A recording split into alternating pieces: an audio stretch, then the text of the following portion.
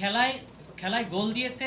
এর আগে এখন আপনি জানেন যে বিএনপির তৎকালীন মহাসচিব, এখনো মহাসচিব, স্থানীয় সরকার মন্ত্রী জনাব মির্জা ফখরুল ইসলাম আলমগীর বলেছিলেন যে আমরা মাঠ গুছিয়েছি, ছাত্ররা গোল দিয়েছে।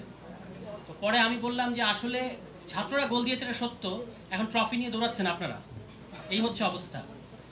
এবং গতকালকে যেটা আমরা দেখতে পেলাম, আমাদের এই অঞ্চলের সর্বজন শ্রদ্ধেয় রাজনীতিবিদ শেরেবাংলা একে ফজলুল হক একবার পার্লামেন্টে বলেছিলেন কনস্টিটিউশনাল ড্রামা। তো গতকালকে আমরা আসলে একটা কনস্টিটিউশনাল ড্রামা দেখলাম। এই ড্রামায় একদিকে আছেন নির্বাক জেস্টার পলিটিক্স করা প্রধানমন্ত্রী, যিনি গালে হাত দিয়ে বসে থাকেন। 2 ঘন্টা আলোচনা হয়েছে গতকালকে, জুলাই সনদ, গণভোট, জুলাই সনদ বাস্তবায়ন আদেশ ইত্যাদি প্রশ্নে গতকালকে 2 ঘন্টা আলোচনা হয়েছে।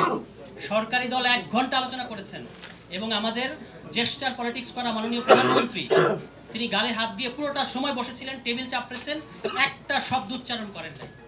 আর এদিকে স্বরাষ্ট্রমন্ত্রী 30 মিনিট কথা বলেছেন। এটাই কিন্তু বাংলাদেশের বর্তমান পরিস্থিতিকে ডিফাইন করে অনেকটা। আমরা যারা বুঝি ওই যে বলে যে বুদ্ধিমানদের জন্য ইশারাই যথেষ্ট। এখন কথাটা হচ্ছে যে এই যে আমাদেরকে ওনারা এখন গণভোটের প্রশ্নেরও চুলচেরা বিশ্লেষণ করছেন, আপনারা দেখতে পাচ্ছেন। ক্ষমতায় গেলে সবাই এরকম করে। এই গণভোটের পক্ষে ওনারা বলছেন যে এই প্রশ্ন আমাদের 3.5 ঘন্টা লেগেছে, স্বরাষ্ট্রমন্ত্রী নাকি 3.5 ঘন্টা লেগেছে।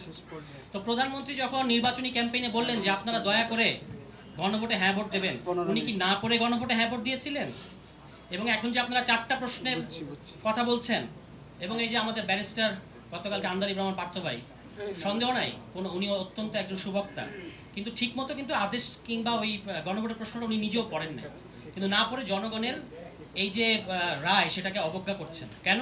কারণ ওনাদের হাতে এখন পার্লামেন্ট আছে, ওনারা চাইলে এই কাজগুলো করতে পারেন। যখন আপনারা গণভোটের পক্ষে মতামত দিলেন তখন কি আপনাদের এই সমস্ত প্রশ্ন মনে ছিল না? নভেম্বর মাসের 13 তারিখে আদেশ জারি হলো, সেখানে গণভোটের প্রশ্নটা ছিল। নির্বাচন হলো ফেব্রুয়ারি মাসের 12 তারিখে। 3 মাসে জনগণ এই প্রশ্ন পড়ে নাই, 3 মাসে জনগণ এটা সম্পর্কে একটা মতামত নিজের মধ্যে গ্রহণ করে নাই। কিন্তু ওনারা যে নির্বাচনের 5 দিন আগে ইশতেহার ঘোষণা করেছেন, এই ইশতেহার পরে নাকি জনগণ তাদেরকে ম্যান্ডেট দিয়েছে। আচ্ছা, কিসের ম্যান্ডেট দিয়েছে? ওই যে দেখবেন পার্লামেন্টে তারা আলোচনা করছে 51% আর 70%। আপনারা মাছ সন্ন্যায়ের কথা জানেন যে বড় মাছ ছোট মাছকে গিলে খায়। এখন বাংলাদেশে কিন্তু আপনারা উল্টো দেখছেন, ছোট রায় বড় রায়কে গিলে খেতে চাচ্ছে, 51% 70%কে গিলে খেতে চাচ্ছে। এটাই গতকালকে পার্লামেন্টে আমরা দেখতে পেলাম।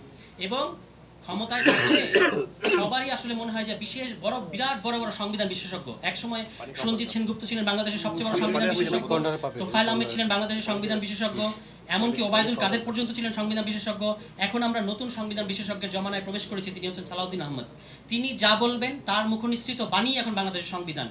পার্লামেন্টে দাঁড়িয়ে উনি বলে দিচ্ছেন সাংবিধানিক প্রতিষ্ঠান নির্বাচন কমিশন সংবিধান লঙ্ঘন করেছেন, উনি এটা বলে দিচ্ছেন, একজন ব্যক্তি, উনি রায় দিয়ে দিচ্ছেন। তো ভাই আপনি আদালত হন, উনারই এখন আদালত হওয়ার প্রয়োজন, মানে অবস্থা দৃশ্যে সেরকমই মনে হচ্ছে। মূল কথাটা হচ্ছে যে বিএনপি তার ইতিহাসে বারবার ধাক্কা খেয়েছে। বাংলাদেশের প্রত্যেকটা বড় বড় পরিবর্তনের বেনিফিশিয়ারি হয়েছে বিএনপি। আবার তাদের ইতিহাস আছে যে যখনই ক্ষমতা হস্তান্তরের মুহূর্ত আসে তারা কিন্তু খেই হারিয়ে ফেলে। 96 সালে আপনি দেখবেন তারা আসলে জোরপূর্বক তত্ত্বাবধায়ক সরকার ব্যবস্থাটা তারা মানলো না, তারপর তারা 12 দিনের বেশি ক্ষমতায় থাকতে পারলো না, এরপর আবার তত্ত্বাবধায়ক সরকার ব্যবস্থা দিতে বাধ্য হলো। 2001-06 এসে আবারও তারা ওই যে বিচারপতির বয়স বাড়ানো, নিজেদের তত্ত্বাবধায়ক সরকারের নিজেদের লোক পাওয়ার জন্য বিচারপতির বয়স যে বাড়ালো, এবং তার ফলে ওই 14দশ সংশোধনীর ফলে আপনার এখানে লগি বৈঠা, আওয়ামী লীগ এখানে লাশের উপর নৃত্য করেছে, তাণ্ডব করেছে। এটার নাম দিয়েছে গণতন্ত্রের পুনরুদ্ধার। আর আওয়ামী লীগ আমলে বিএনপি যখন গণতন্ত্রের জন্য সংগ্রাম করেছে ওটার নাম কিন্তু ছিল জ্বালাও পোড়াও। বিএনপি এই সমস্ত ইতিহাস থেকে কিছুই শেখে নাই। এবং এরপরেও এই যে তারা এই 14দশ সংশোধনী করলো, লগি বইটা হলো, এবং তারপরে এই যে দীর্ঘ লম্বা ফ্যাসিবাদ, এইটার পরে বিএনপি যত তাদেরই একটা কাণ্ডের কারণে যে আপনার এত লম্বা সময় ক্ষমতার বাইরে থেকে ছিল, এখান থেকে কিন্তু তাদের কোনো শিক্ষা নেই।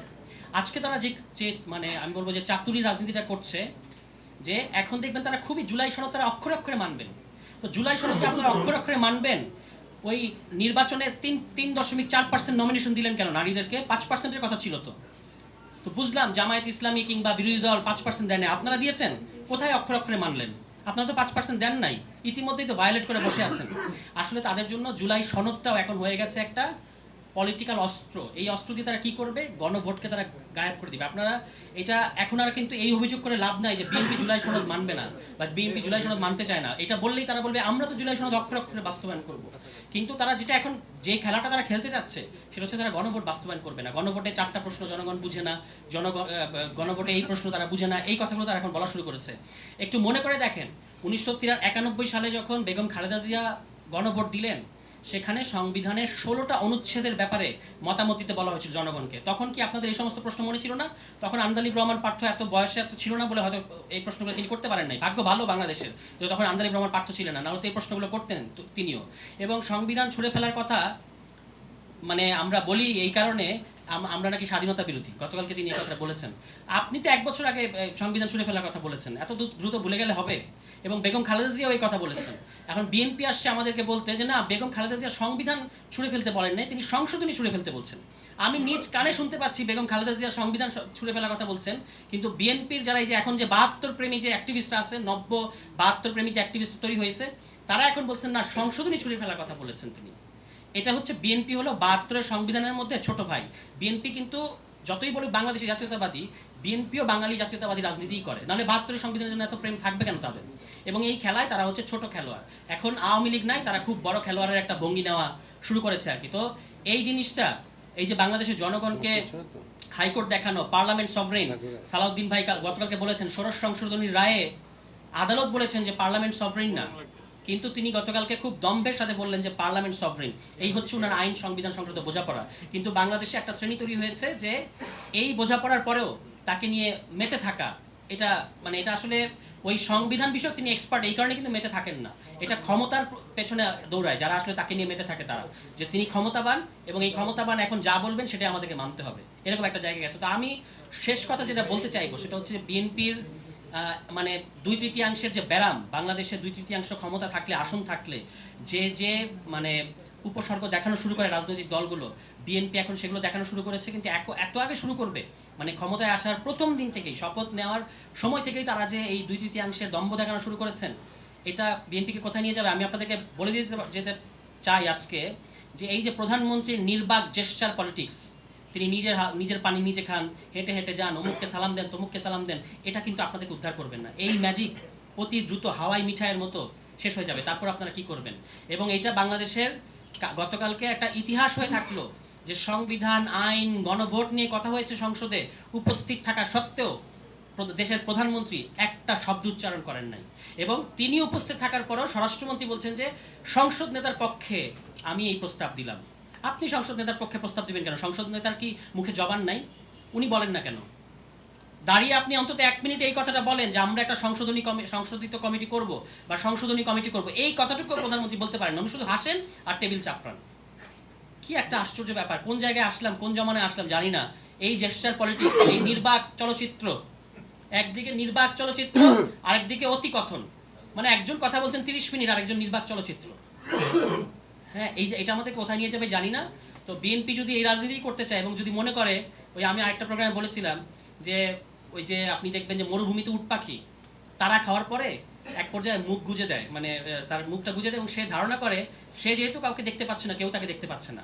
আর বিএনপি যে ভেলকি বাংলাদেশের জনগণকে দেখাতে চাচ্ছে, তাদের ধারণা হচ্ছে যে এটা কেউ বুঝতে পারছে না। কিন্তু কত দ্রুত এটা ব্যাকফায়ার করবে এটা সময়ই বলে দেবে। তখন এই আন্দালিব রহমান পার্থ থাকবে না। এই আন্দালিব রহমান পার্থ কিংবা ওই যে পেছনে বসা জুনায়েদ সাকি, যিনি সংবিধান সংস্কার পরিষদের সবচেয়ে বেশি ক্রেডিট নিতেন বাংলাদেশে, আজকে তিনি ওই যে আন্দালিব রহমান পার্থ যখন বললেন কোথায় পাইছেন এই সংবিধান সংস্কার পরিষদ, পেছনে মুখ থমথম করে বসা হচ্ছে জুনায়েদ সাকি। তো ভাই জুনায়েদ সাকিকে জিজ্ঞেস করেন কোথায় উনি পেয়েছিলেন, উনি তো এটার কৃতিত্ব নেন সবচেয়ে বেশি। এখন অবশ্য মুখে চুপ। তা আশা করেছিলাম কালকে জুনায়েদ সাকিও কথা বলবেন, যেহেতু এটা উনার নাকি ব্রেইন চাইল্ড, যদিও এটা একটা মিথ্যা কথা, উনার ব্রেইন চাইল্ড না। এই সংবিধান সংস্কার পরিষদ নাকি গণসংহতি আন্দোলনের রাজনীতি, এটা নাকি জুনায়েদ সাকির রাজনীতি। তো আপনি কালকে কথা বললেন না কেন? আমাদেরকে নির্বাচনের আগে জুনায়েদ সাকি বলতেন, মানে সাকি ভাই, আমাদের প্রিয় সাকি ভাই, উনি আমাদেরকে বলতেন যে বিএনপির সাথে যে যাব, আবার তো বের হয়ে আসার একটা রাস্তা তৈরি রাখতে হবে। এখন আমি দেখি যে আপনি কোন দিক দিয়ে বের হয়ে আসেন, এটা আমরা দেখব। প্রতিমন্ত্রী তো হয়ে গেছেন, আমাদেরকে বলছেন যে আসলে সবাই একসাথে বিএনপির কাছে যাই, তারপর আবার বের হয়ে আসার একটা রাস্তা আমাদেরকে রাখতে হবে। এখন কোনভাবে আপনি যান এই বিএনপির সাথে ছোট ইনু হয়ে কতদিন থাকতে পারেন? মন্ত্রীও তো বানায় নাই, প্রতিমন্ত্রী বানিয়েছে। এই ছোট ইনু হয়ে কয়দিন থাকা যায়? সাকিব হয়তো রাগ করবে এটা শুনলে, কিন্তু এই ছোট ইনু হয়ে, ছোট মেনন হয়ে কতদিন থাকতে পারেন সেটা আমরাও দেখব।